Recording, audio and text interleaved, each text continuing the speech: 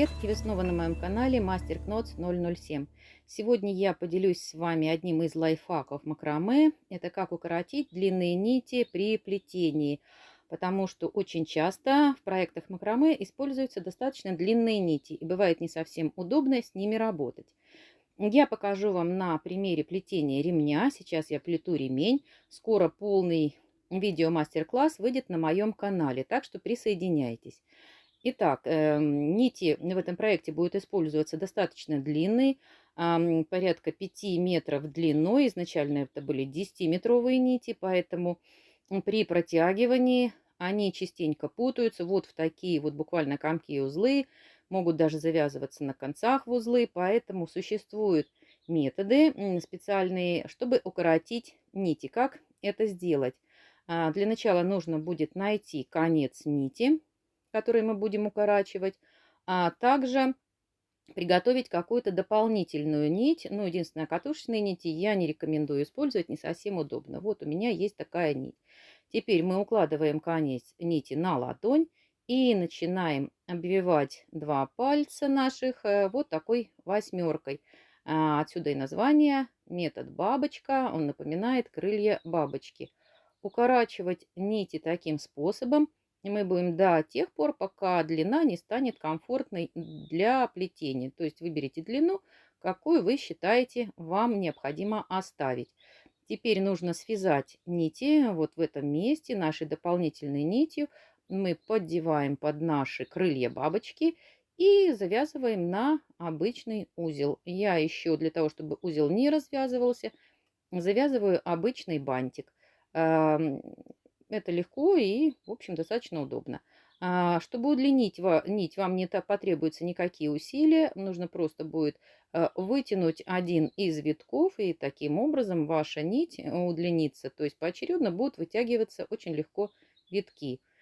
Сейчас я завяжу таким способом, укорочу таким способом еще нити, чтобы показать вам на наглядном примере, как потом и работать с укороченными нитями, потому что немножко будет отличаться, поскольку мы не сможем протягивать уже нити.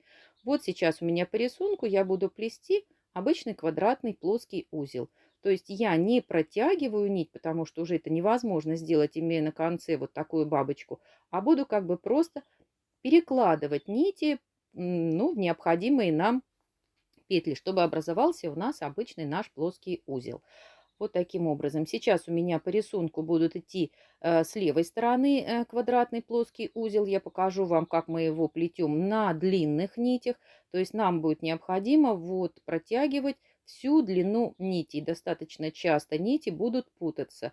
Многие из мастеров с этим уже столкнулись, кто, естественно, плетет давно. Ну а если вы только начинающий мастер, может, вы уже столкнулись, ну или еще предстоит столкнуться. Поэтому я и делюсь с вами вот такими методами. Вот сейчас у меня по рисунку идут диагональные репсовые узлы. Сейчас я их плету на длинных нитях, то есть протягивая каждую длинную нить через репсовый узел. Вот таким образом. Вот там мелькнуло, что нить запуталась. Да, приходится останавливаться и распутывать вот эти вот мотки. Сейчас у меня будут репсовые узлы с правой стороны. Здесь у меня одна нить еще длинная, она не укороченная. Вот, а вот как раз то, что я о чем вам говорю. Вот таким образом у вас могут путаться нити, их приходится терять время на то, чтобы их распутать. Поэтому, если вам покажется метод укорачивания нитей удобным и комфортным, вы его можете спокойно использовать. Посмотрите, выберите, что вам больше нравится. Либо работать с длинными нитями, либо укоротить их на начальном этапе и потом уже потихоньку переходить к более длинным нитям. Вот сейчас у меня в руке будет короткая укороченная нить. Вот таким образом будет плестись диагональный репсовый узел. По-моему, достаточно удобно. Я не всегда использую методы укорачивания нити. Опять-таки, я повторюсь, выбирайте то, что вам больше нравится. Если вам понравился именно метод работать с укороченными нитями, воспользуйтесь моим советом. То есть сплетите вот такие бабочки на концах вашей нити и плетите, пока вам не станет комфортно и удобно.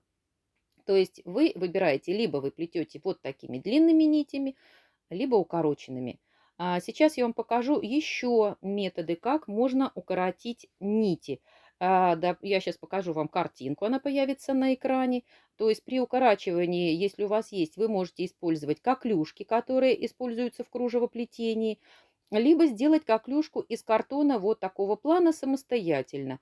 Я сделала такую вот коклюшку из картона. Я вам рекомендую использовать толстый и прочный картон. У меня он оказался не очень прочным. И вот в местах, где сделаны такие косые разрезы, когда туда вставляется нить, она неплотно держит и даже слегка, вот видите, вот сейчас покажу, вот переламывается.